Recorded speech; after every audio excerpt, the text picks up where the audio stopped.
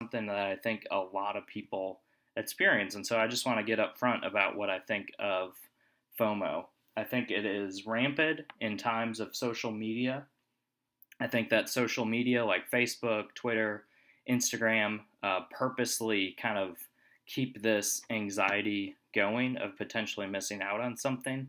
And I think, it's just kind of this, as it talks about this omnipresent anxiety, this always present anxiety that we live in. So last podcast, I did talk about anxiety a little bit with my good friend Ian. And so this, I think that this concept of FOMO is definitely related to that anxiety that some of us find.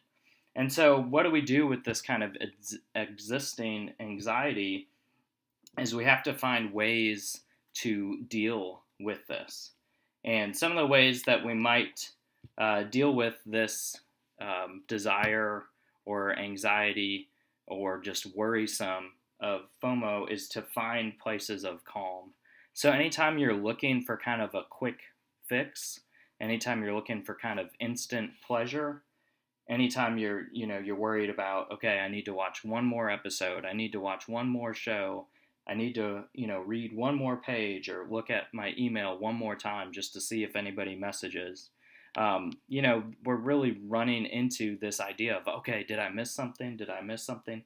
And even our phones have notifications to help you out to make sure you don't miss something. But if you're like me, I'm worried that, something happened with the notification and it's not actually going to work and I'm going to miss out on something. So this is just something that I experienced, and I'm guessing that other people out there experience this too. And so I think what we have in this world is that we can be in a place where we're worried some about missing out, and we're at a constant state of unrest. A constant state of unrest. So unrest, when unrest comes, when confusion comes, when discomfort comes, when kind of unstable or unsettling thoughts come, particularly I think with being unhappy. We're unhappy is an emotion that we really don't like to experience. So we want to always be doing something exciting.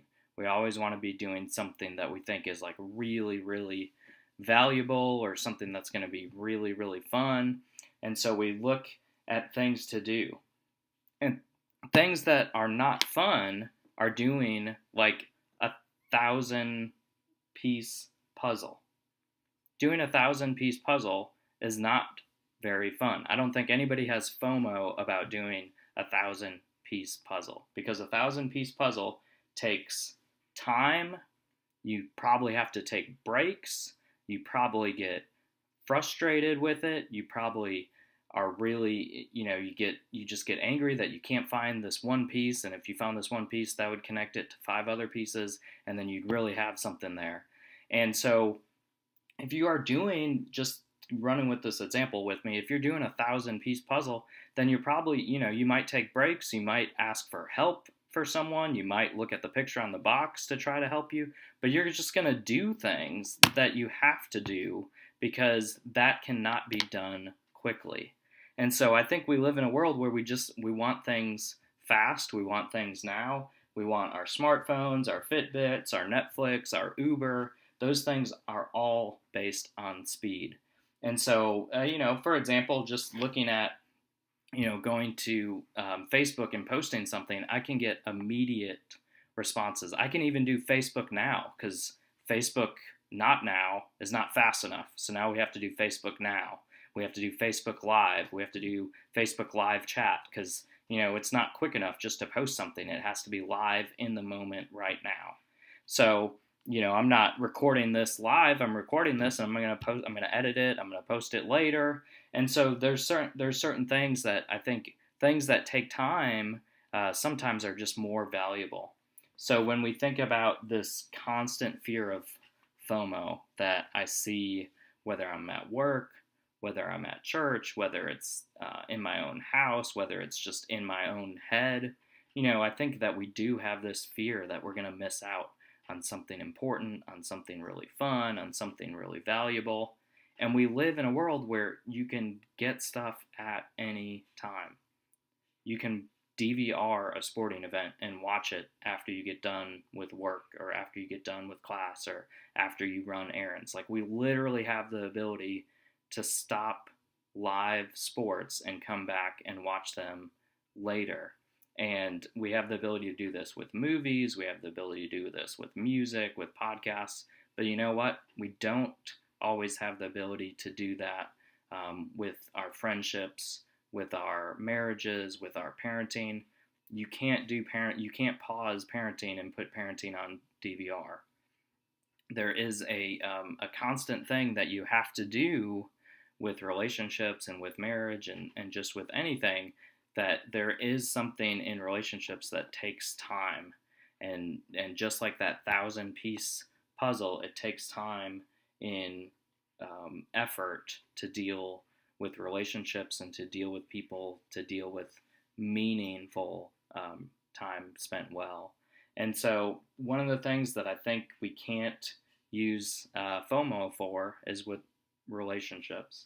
So as we kind of continue to reflect on our day and reflect, whether you're watching this after work or watching this before you go into work, I know that we have people that are very faith-based that listen to this program and people who are not very faith-based. And I just want to leave us with a couple examples of how to deal with this fear of missing out. Number one, I would say meditation, prayer / breathing. Just taking, I do this sometimes where I literally just try to do 3 minutes of breathing, prayer, and meditation. Just 3 minutes. And maybe you only need 30 seconds. I don't know. But for me, I set a timer on my iPhone, and 3 minutes, I'm just going to try to do some breathing exercise and some prayer and meditation. I think it helps to have like a mantra. One of mine is live with faith and live with courage, or live from faith, live from courage. Something along that line of a message that I repeat to myself. Maybe it's a message like, I am enough, I am enough, I am worthy. However that form of 3 minutes of, maybe it's just silence, maybe it's, praying to God, maybe it's meditation. But I've found that, taking time to just do 3 minutes can be something really valuable to dealing with that anxiety that surrounds us all the time. Number two, I have something I don't do very well. You can ask people close to me in my life, is sleep. Most Americans need 7 to 9 hours of sleep. Children, 8 to 10 hours of sleep. Do you get enough sleep? I know I don't get enough sleep, and I operate from a place of tiredness, a place from fatigue. And a lot of times when I'm tired and when I'm fatigued, I'm just not as good of a listener. I'm not as present. I'm not as focused. I'm not having as meaningful conversations. So having valuable sleep, I think, is very important to dealing with FOMO, dealing with that underlying anxiety that can happen in our life. Number three I have is laughter. Whether it's watching movies, whether it's listening to podcasts, whether it's watching stand-up, whether it's reading a book, whatever it is, find some time to laugh every day.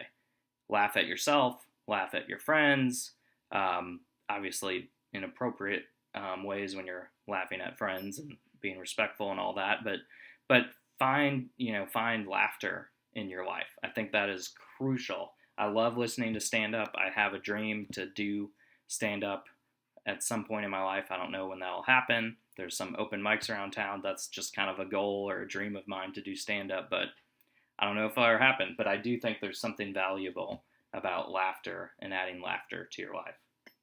Number four, and this is the last one I'm going to do tonight, is connecting with your feelings to the point of tears. This might sound a little bit odd, but I've literally gone on YouTube and said, give me videos that make me cry.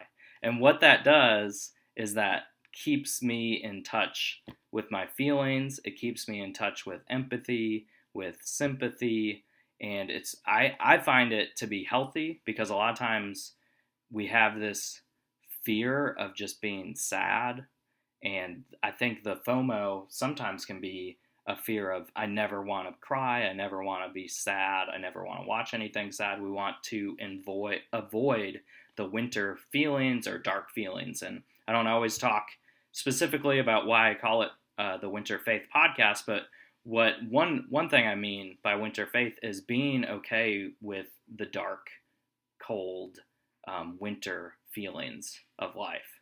And so for me, going outside and feeling that cold air in the winter reminds me of home, and I enjoy that kind of feeling of seeing my breath because it reminds me of home. Not everybody's like that. I don't always like it to be cold, but I do think there's something about being in touch with that really soft side that everybody has in their heart. And a lot of people kind of consider sadness, a dark emotion because it's just not something we like talking about. It's not exposed to the light very often.